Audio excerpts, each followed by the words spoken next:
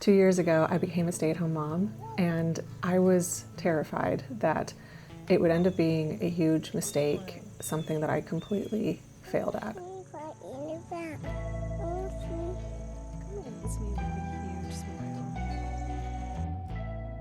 And now I am living in a season of peace and greater confidence as a mom, but it took time to get here. If I could share just one message with the mom that I used to be, it would be stop trying to do it all. The peace I feel today didn't come from adding more to my plate, it came from letting go. So here are 5 things that I quit that helped me really love this time at home with my kids. And today's video is sponsored by Thrive Market. I'll let you know how they've helped with all of this in a few minutes. I've got my notes today, getting back in touch with my roots. All right, number 1. So for anyone who doesn't know, this channel is largely about slow living and minimalism. And early on with this, I thought that I had to do like a very specific list of things in order to get the full benefits of slow living. So in the simplest terms, something like slow living equals cooking from scratch, or baking bread, living in a pastoral setting, having chickens, homeschooling, or sitting in front of windows with hot drinks. Now I fully acknowledge that I do some of these things, but let's take slow food as an example to kind of really try to understand this. I realized that the purpose of slow food is deeper than just the benefits that come from cooking from scratch. And I'm not saying there's no benefits to cooking from scratch or there's no benefits to these practices, but ultimately slow living is about finding solutions to modern problems by looking to ancestral wisdom. So let's break that down a little bit by starting to look at it from the perspective of having a problem. So let's say the problem is that you have health issues from too much reliance on convenience foods. And ancestral wisdom is going to tell you that you should be sourcing locally, choosing foods that were raised sustainably, using regenerative practices, and cooking from scratch using whole foods, because then you can really control your ingredients. And from that, you're going to get better health, nutritionally rich foods, and I think there are other benefits to cooking from scratch. But after I broke things down in this way, I realized that I could solve for the problem by sourcing eggs from our neighbors who are obsessed with chickens and seem to be running a chicken farm in their backyard, rather than raising chickens ourselves, or by sourcing whole food ingredients and healthy snacks from Thrive Market rather than having to cook everything from scratch myself. I'm excited to talk about this. So Thrive Market is today's sponsor, and I love to work with them because they've really helped me get to the root of this problem and really take some tasks off my plate. You know, I've been using them since last fall when we discovered that our son Theo is highly susceptible to cavities in his teeth. So it became very important to us to find some low sugar options, particularly with the things that we're regularly eating that you don't think of as having a lot of sugar, but like ketchup and applesauce, like that stuff. We need to eliminate as much sugar from his diet as possible. The fact that I could get healthy options from them delivered right to me. I am out here in the country and we actually do not have a health food store anywhere in sight. Like, we're driving at least an hour, if not an hour and a half, in order to get access to that type of food. The first thing that I noticed about their website that was so unique from other food retailers is that it is set up for the person who is highly conscientious about the products that they're buying and the ingredients that are in there. It's so easy to see all of the ingredients in their products, and it's not full of stuff that I can't pronounce. I know what salt is. I know what cumin is. That's fine. We can get that. They have such high quality standards with the products that they're offering. And so I can really rely on them to pick products that restrict all of the ingredients I want to avoid, like artificial flavors, antibiotics, synthetic nitrates and nitrites, parabens. All of that stuff is just not on the shelves. This week, I actually ordered a bunch of snacks because the kids and I are about to go on a little summer trip, kind of a pre-summer trip, I guess. Want to see what I got? I want to see it. I'm excited. Oh my gosh, this is my favorite snack ever, and my kids actually like it, which surprised me. Dried mango. If I could have one snack, this would be it. These are another kid favorite, definitely going on the trip. I need to hide these until we leave for our vacation, otherwise they will eat them all up. Ooh, were you, like me, the 90s kid whose family was really into health food stuff and your mom made you rice cake, peanut butter, and jelly sandwiches? Oh my gosh, I've never seen these before. Patagonia. Patagonia makes crackers made with regenerative, organic, certified wheat. No sugar added, stone ground wheat for flavor and nutrition. My kids are obsessed with crackers, so we're trying out some new brands. That'll be fun on the trip. So like I said, Thrive Market has been just such a godsend for me lately, and it's great for just sourcing whole ingredients for when I am cooking from scratch, but it's also an awesome resource for when I just want like a healthy snack and I didn't have to make the crackers myself. And this is actually a great time to get started with Thrive Market because they are doing their summer restock sale, which is going from May 27th to June 9th, 2025. You're gonna get 25% off select products, plus 30% off your first order, plus a free gift if you go to thrivemarket.com/papertownhome and take advantage of the summer restock sale. Now, I do want to say that there are obvious benefits to cooking from scratch, even beyond the nutritional benefits, but I think that anytime we choose to put our time and energy into something, we are accepting trade-offs. And many slow living practices are wonderful, but I don't think it's helpful for us to solely focus on the individual practices without understanding the underlying principle. When we understand the underlying principle, we have an easier time of taking this concept of slow living and adapting it to serve us. So in my case, I quit trying to be the perfect slow living mom and started using the principles of slow living to serve me. Number two, so when I first became a parent, I kind of assumed that parenting sort of revolves around giving my kids enrichment activities and lots of learning. And I really thought that that was going to mean we're doing dance classes and music lessons and birthday parties and kiddie museums and organized sports, play groups, all of that kind of traditional kid stuff, or at least fairly traditional within the last few generations. And I'm not completely bagging this stuff out. I think there's a place for it. We certainly do some of this. But what I started to notice was that our days really revolved around the child. And the impact was that I wasn't really part of the equation, and our family's needs and our household needs also were not part of the equation. And so I started to ask the question, when every day revolves around the child, what does it teach them about their role within the family? And I think even more important, I then asked, what does it teach them about how to understand themselves in relation to others? So that's when I came across the book Hunt Gather Parent. So this book follows parents from ancient cultures that have more effectively passed down parenting wisdom than we have in the West. So for us, there's evidence to suggest that parenting education for families from the West was interrupted around 500 years ago. So basically, previous generations of parents stopped coaching the next generation of parents. And so everyone was just kind of figuring it out from one generation to the next. And anthropologists actually study parenting in these more ancient cultures because their outcomes in terms of the behaviors and the characteristics that they're able to cultivate within their kids are so well aligned with what we hope to achieve. So we're all just like, wait, how are you doing this? So the first thing that I learned from reading this book is that kids are highly aware of their relationship to others.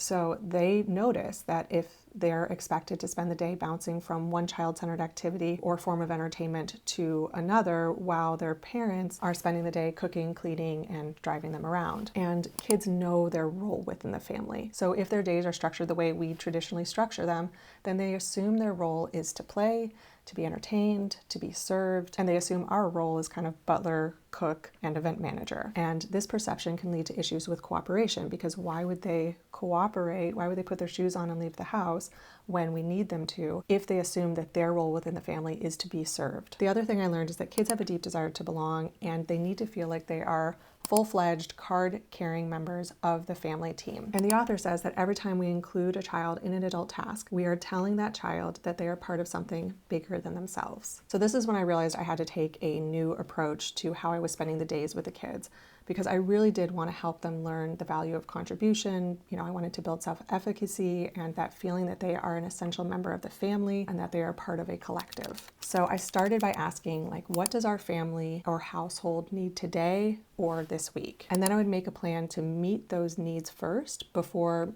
any other activities were happening. And then I would invite my kids into helping with this. So either at home or on errands, they were consistently being invitations to come help me unload the dishwasher, or here, carry this bag, we're going into the store together. But I early on made sure that the tasks were very simple because I understood that their skill with contributing and with helping was very low. So, you know, they might come over to the dishwasher, but then I would hand a bowl to them and say, put this in the cabinet.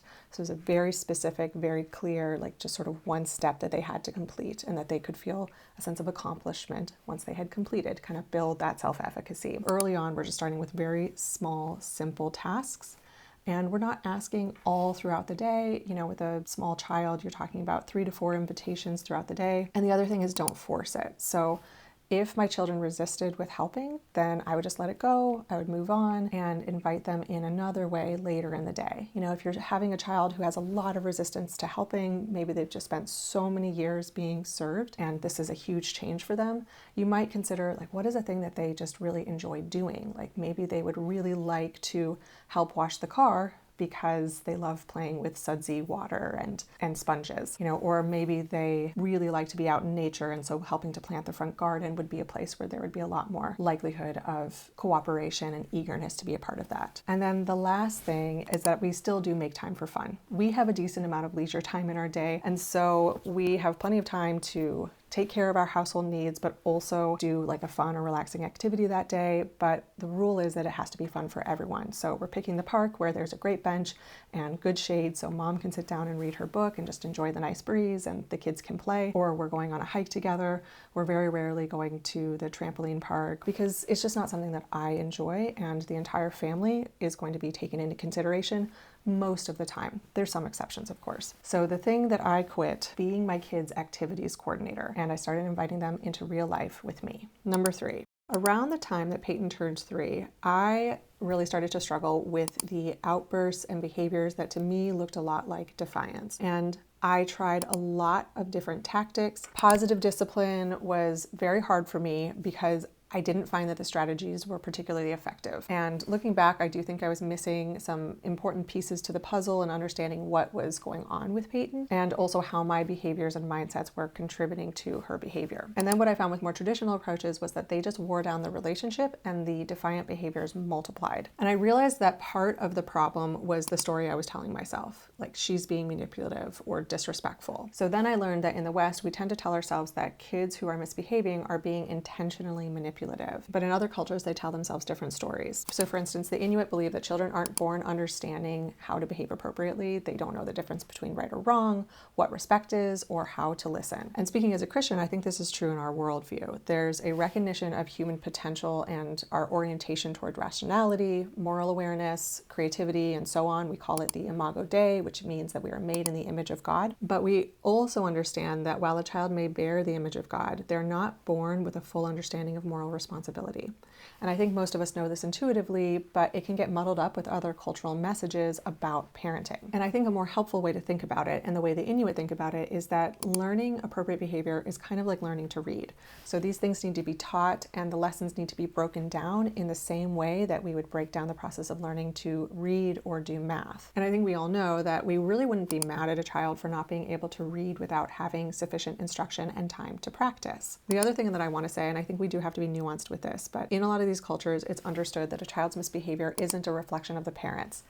Now, I think that this is often true, particularly with young children. Their misbehavior is a reflection of a brain that is still in the process of developing and them just not being born with a clear understanding of right and wrong or how to behave in every single situation. That said, there certainly would be some level of parental responsibility if a parent is completely derelict or neglecting their responsibility to train the child. But I think it's an important thing to acknowledge that sometimes when our kids act out, the way we respond to them is more so a reflection of our insecurity about how we are seen as a result of their behavior. And so learning to set some mental and emotional boundaries around that and recognize that in some cases the child is misbehaving because they are just young. The other thing I think is important to acknowledge is that kids, like all of us, have selfishness and disobedience in their nature. So this is really bringing in a Christian perspective. Like, we acknowledge that the human heart does bend towards selfishness and disobedience in all of us, but I think it's important that we don't confuse the sin nature with children being born not fully understanding right from wrong or having complete control over themselves. Again, their brains are still developing. So when I was in that state of telling myself, like, she's being manipulative, I think that I was confusing sin nature with a child who was in need of more training. We have this passage from the scripture from Psalm 103:13-14. The Lord is like a father to his children, tender and compassionate for those who fear him. For he knows how weak we are. He remembers we are only dust. And this comes from BibleRef.com, just explaining the meaning of this. There's more to it, but I just want to zero in on this subject of compassion. So compassion is from a Hebrew root that implies action. It's not merely a feeling, but an emotion that inspires action. If one of Dad's children is ill, he feels sympathy for the child, but compassion is reflected in nursing the child back to health. I think that this is how we can think about our responsibility to train our children in moral responsibility, in understanding right from wrong, in understanding how to behave appropriately in each setting that they go into. That is us taking action, having compassion for them and taking action. And in those moments when they are acting out, there are a lot of different tools and strategies that we can call on, but ultimately can all be motivated by this compassion that we feel for them. So let's look at the Inuits for guidance on how to respond to a misbehaving child. So the first is that they simply expect children to misbehave. Now I want to be clear, we're not condoning misbehavior, and we are using tactics to train them in proper behavior. But the expectation remains that when a child is young, misbehavior is going to happen. We don't need to take it so personally. Going back to the analogy of it being similar in learning to read, if I notice that Peyton is consistently using the wrong sound for the letter Y, commonly she'll say "w" instead of "y," then I can simply note, oh, she's still struggling with this particular skill. And the same thing can be done when a child misbehaves. So the purpose of adopting this expectation is to change the story that you're telling yourself. It's not my child is trying to manipulate me and I need to stop it or control it. It's this child is misbehaving, which is developmentally normal.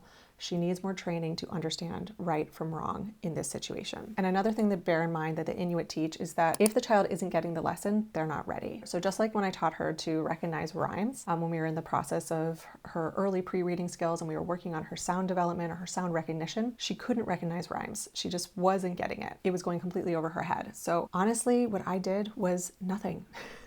I put the lesson away and gave it a few weeks before it came out again. In the meantime, I would occasionally point out words that rhymed in poems that we were reading or books that we were reading or just when we were kind of going about our day. And then eventually I brought the activity out again. She had matured a little bit. She had been introduced to the idea more so in her daily life, and she was better able to grasp it in the context of our lesson. Now, I do want to make a note. I do think that shifting expectations is a really good place to start, but we also need effective tools to instruct, correct, and continue their moral training. Unfortunately, I can't go into all of that in today's video, but if you are interested in that topic, please take a moment to leave a comment and let me know, and that will be my indication to make that video. So what did I quit? I quit seeing misbehavior as the kids pushing my buttons and started seeing it as emotional learning opportunities. Number 4. So it used to be the case that I would often start the day with really nothing decided. And it would be everything from what will I cook? What will we do that day? What do I have to wear? Should I wash the dishes? Do I need to get groceries? Does the laundry need to be done? Should I run out for those errands? And then I learned about this concept of decide once. And I realized that I was expending way too much energy just making decisions about the same stuff each day, week, month, year. And this comes from Kendra Adachi. She says that we create unnecessary stress by remaking decisions. So find a way to decide once and lower the stress. All right, so let's look at how we can do this. I'd recommend that you start by just asking, what are the 3 to 5 daily tasks that I will always do? So it's things like doing a load of laundry, running the dishes, unloading them in the morning, loading them and getting them started in the evening, maybe spot sweeping the floor, doing a tidy of the house, whatever it is. These are the 3 to 5 things that you are going to do every single day. The next thing you can try is setting a repeat meal rotation for 2 to 3 weeks, maybe a month. You are just giving yourself a break of having to come up with a new meal plan every single week and just saying, hey, you know what? For a couple of weeks, we will be okay with this set plan. Then pick a grocery ordering or shopping day. You can also choose one area of your life that just irritates you and streamline it by making a decide once choice. So let me give you a couple of examples about how I've done this. I order groceries on Saturdays and I pick them up on Sundays. I buy my kids' shoes from the same place, 10 Little, and I buy their winter boots from Boggs, and I don't deviate from that. They might have shoes from other places, that's all grandma. But for me, it's those 2 places. I also buy a lot of the same shoes for myself. I'll just rebuy a pair of Converse, I'll rebuy a pair of Allbirds sneakers, just as long as I possibly can. Right now, I'm actually having to kind of rethink what my shoes are, and it's incredibly annoying. But once I get it figured out, I'll be buying those shoes for years. Another thing that's figured out is for us, birthday parties for every single person in the family are at Grandma and Grandpa's house, typically on a Saturday night, and it's always dinner, cake, and a couple of presents. Another one, Mom and Dad get one-on-one time on Monday and Wednesday evenings for 1 hour. It happens every single week. 98% of my skin and hair care products I decided on 10 to 15 years ago. And now that I'm 40, I might have to reconsider some of those, but that decision was made decades ago. I basically give it no consideration unless I have to repurchase the product. And the final example is that we do a weekly nature outing with our friends for homeschooling. We used to try to do like a weekly field trip, and that was insane. That was way too much. But now we just go to the same place at the exact same time every single week, and it works perfectly for everybody involved. All right, so what did I quit? I quit giving into decision fatigue and simplified with predictable systems. Number 5, I used to obsess over my kids' sleep. I would go through all the questions like how long did they nap? What time did they go down? Where did they fall asleep? What's the bedtime routine? When are they going to bed? How are we getting them settled? Did they wake through the night? How many times? Where did they sleep? Did they come into our bed? I was kind of driving myself crazy. I was basically one step away from like keeping detailed logs of it all. And so then I started to read a little bit more about sleep, and I learned that normal sleep is adaptable and highly personalized, and how it's practiced is largely dependent on location and point in time. And sleep is also highly impacted by seasons. I see that a lot in our family. When we are going to bed in the winter is highly different than when we are going to bed this time of year in like spring, summer. Sleep is also often communal. Learning all of this really gave me some mental freedom. Like maybe the things that I learned about like keep a strict bedtime, the kids need to sleep in their own bed, follow the routine, maybe those things weren't absolute truths, and I was able to relax a little bit. The other thing I realized is that getting my kids to fall asleep was actually not my task, it was theirs. My task is to teach them to recognize when they are tired and to know what to do in response. So let's dive into that a little bit more. I realized that I needed to model how to wind down and rest to my kids. They were, particularly with me, even more so than my husband, they were largely looking to me to know like this is the time that we start to slow down and rest. So I started doing things like just dimming the lights throughout the house. I would invite the kids to make a sleepy time tea with me. Mostly I'm the only one who's drinking it, but it's just something they could be a part of. I would put on my pajamas. I would be kind of ostentatious with it all, like stretch and yawn and, oh, I'm getting tired. Better go rest. And then I would get into bed and just read with the lamp on. What I found is that taking this time to connect and wind down together, the kids would often follow me into my room, or they would agree with me. They would say, yeah, I'm tired too. I really need to rest. And they'd come into bed with me, bring their own books, and I read a little bit to them. We also have found that it's really important to keep routines to like essentials only. We will often have dinner, and then the kids will typically bathe like shortly after that. So sometimes they're bathing, depending on the time of year, a couple hours before they actually go to bed. And then when we transition into this sort of reading, snuggle, slow down time, somewhere in there we'll take a little break, we'll brush and floss teeth, and then we'll actually start to turn down the lights. I also find, as you probably noticed, that spreading out the routines really helps. So like there are certain things that we need to get done, but we're not necessarily doing it in a strict sequence of actions. Like a routine is a sequence of actions. For us, it's more like we know that we're gonna take a bath, get into pajamas, brush teeth, read books, but the order in which those things happen doesn't matter that much. And the last piece is